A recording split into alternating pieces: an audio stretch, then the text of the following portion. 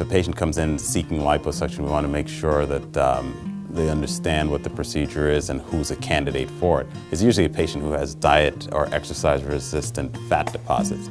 So a person who comes in who is, let's say, 70 pounds overweight, that's not a good candidate for liposuction. So I'll always advise that patient to lose weight.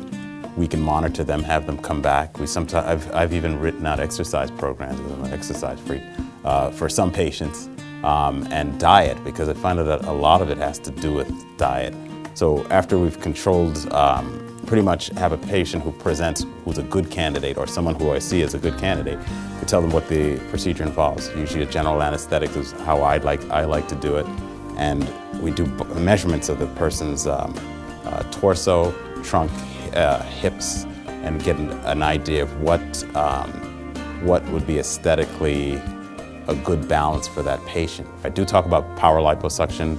I've been using it for several years. I think that it allows the fat to be removed a bit more evenly and easily. I show them some pictures, of before and after pictures, so they get an idea of some of the expectations on certain patients with certain body types. And the final thing is we tell them that you have the procedure done, you're wearing compressive garments we do 4 to 6 weeks. The compressive garments help them, but they continue to lose volume for 6 months.